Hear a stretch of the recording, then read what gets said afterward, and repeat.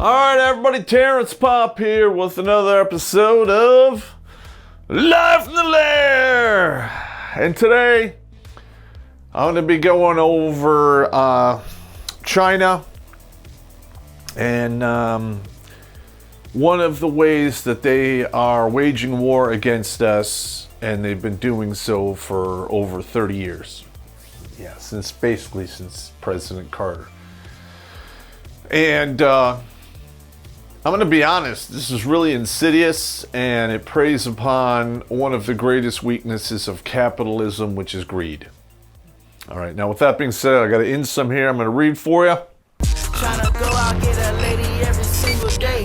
If she ain't getting freaky, get up out my way.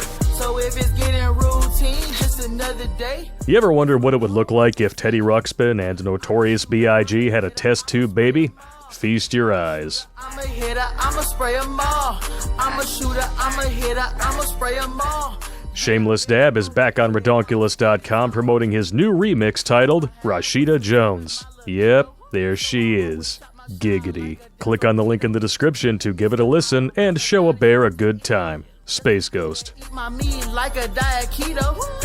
Okay, this is FOUO Limdis distributation, or whatever you want to call it. All right, this is China working with the IMF World Bank to destabilize nations through bribery tied to COVID-19 event. Recent reporting indicates that Belarus President Alexander Lukashenko, was offered a bribe of 490 million USD veiled as COVID relief by the IMF and World Bank, known to be heavily influenced by Chi-Com. The offer's conditions demand imposing extreme lockdowns, mask mandates, curfews, imposing a police state, and crashing the economy.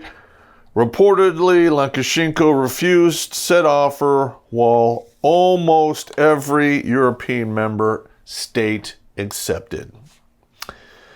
Okay, this is supported by an analysis of the current COVID-19 lockdowns worldwide, which are uniform in nature. Let's see, it forces unprecedented restrictions on citizens and are focused on closing only places of public gathering, dining, and recreation. Large corporations remain untouched, with only cosmetic restrictions, i.e. masks and social distancing, hindering them.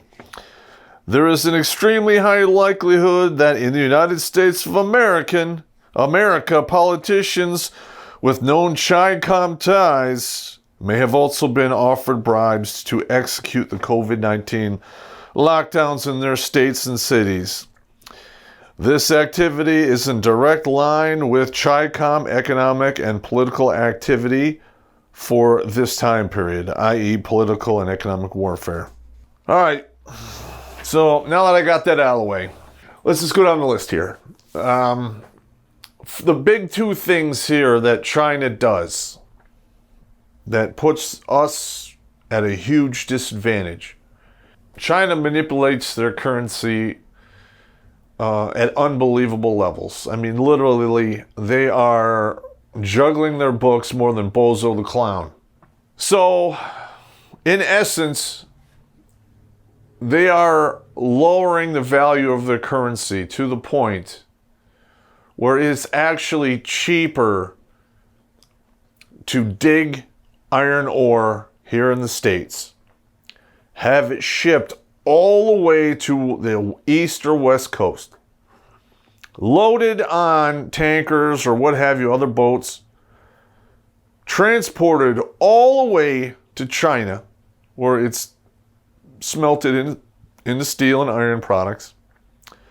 Then it's put back on boats and shipped all the way back to the United States.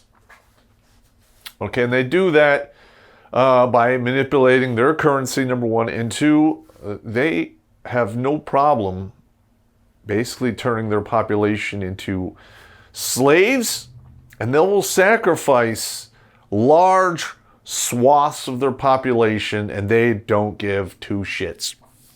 They have so many people, they can afford to do that. And they don't have any constitutional protections because that is a communist state. And you know what happens in that place. You speak up, you get disappeared, or you go to a whip me, spank me camp where more than likely they're going to carve you up, take your organs out, and sell them to the highest bidder back to the West. Another thing China does, they're really good at, is they use the debt trap. And because they can manipulate their currency, they can pretty much do whatever they want with it. And this has been used here in America. We owe China a whole lot of cash that we're never going to be able to repay. In my personal opinion, because of the whole coup thing, we shouldn't. We should say, fuck off. We're done. You're not getting any more money out of America. But what they've also done is a lot of the countries in the South China Sea have fallen victim to the debt trap. Cambodia, Laos, Vietnam, and the list goes on.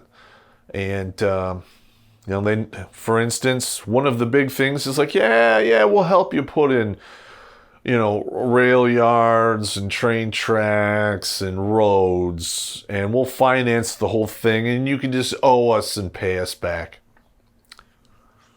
Well, when you owe somebody a lot of money, and they like, hey, you owe me this is the terms, you pay up, or else, that or else can turn into a lot of different things. There you go, the debt trap. Now, because of this whole COVID-19 thing, it's become painfully obvious to virtually every American who is a free thinker, a conservative, and loves this country, that China now produces way too much of the world's goods. They literally make everything from chips to engines. They make the steel, a lot of the other, smelting processes for other metals we use, chemicals, drugs. All of that shit is done in China. Okay?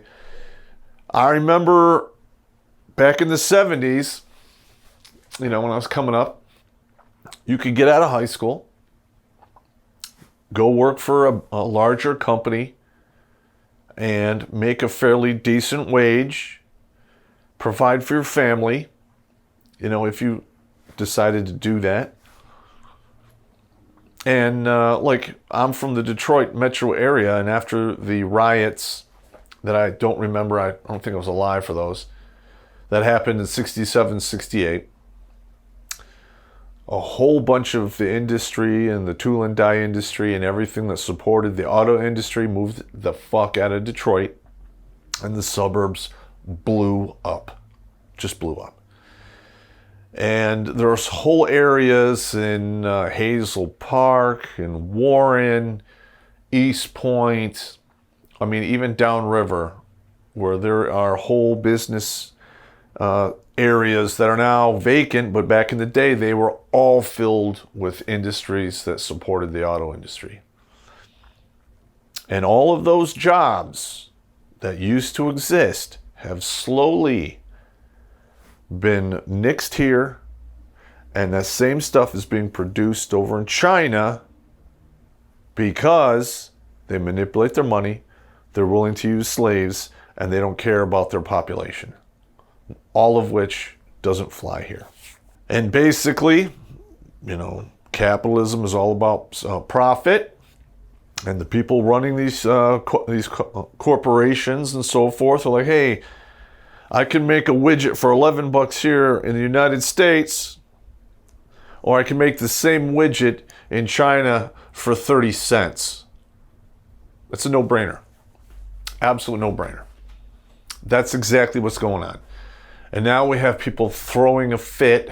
They want a $15 minimum wage, even for flipping burgers or what have you. They're completely oblivious to the fact that our own government, since Jimmy Carter, has okayed trade agreements and business dealings that allow these corporations to outsource our jobs to China. Okay.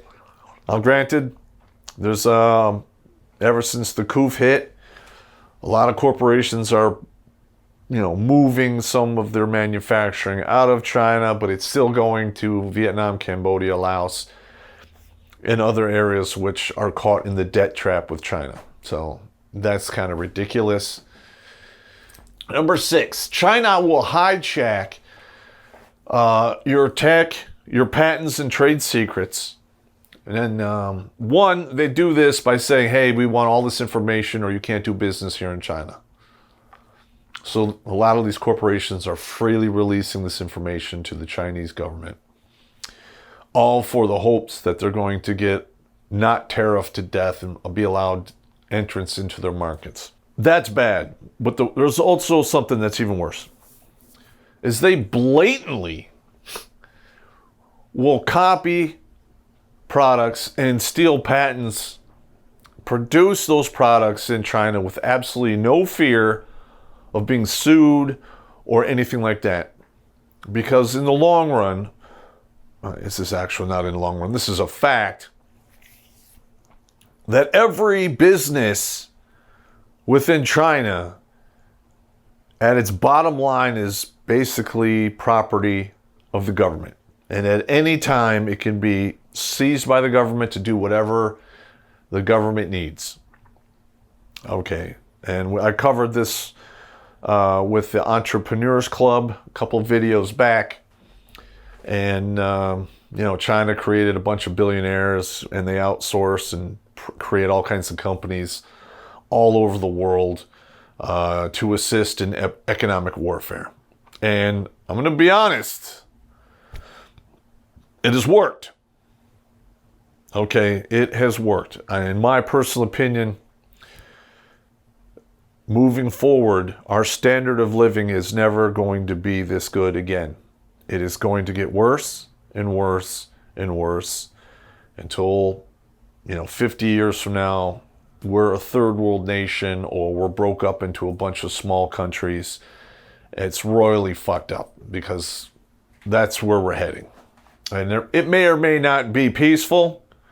It might turn into a big two-way rifle range, but that's just my opinion.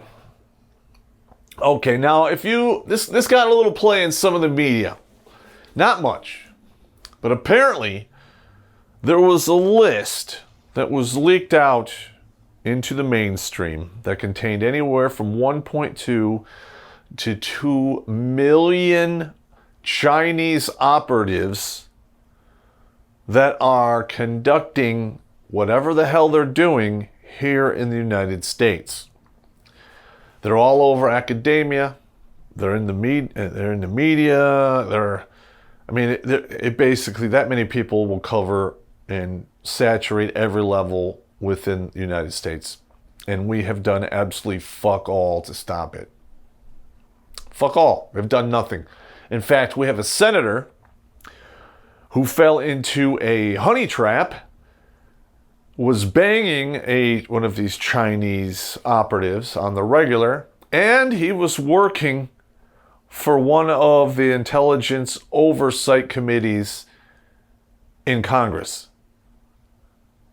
And we've done nothing about it. This person has not been removed of his committee seat or kicked out of the Congress or even charged with anything. At a minimum, that's sedition. For instance, if you're a member of the military and you fall victim to a honey trap and they get any information out of you, guess who's going to jail for 20 years? The service member. And this is a guy in our government and nothing was done to him. So I'm just going to say, we're fucked. All right. Now, number 8, follow the money. Like I said, they're manipulating their currency. They're capitalizing on the main driving force behind capitalism, which is greed. And if you follow the money, I would as a betting man, I would bet on virtually every individual in our government, to include the people in the Supreme Court, have all taken a taste of the Chinese money. Okay. Now, I know this is not my usual shit here, but I was actually contacted by one of my fans, and he said that I should focus on every aspect of warfare that's taking place within the confines of the United States and what's influencing it from abroad. And what is happening is right down the Sun Tzu's book of warfare. You know, sure, it is good to destroy your enemies on the battlefield, but it is a master stroke to destroy them without ever getting them to the battlefield. And that's exactly what is happening.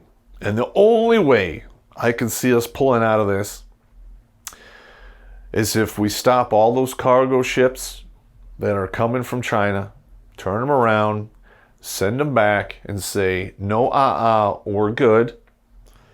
And then we invest within our own country on businesses that will make all of that shit for us and get back into the business of doing business and building things of worth here in the United States.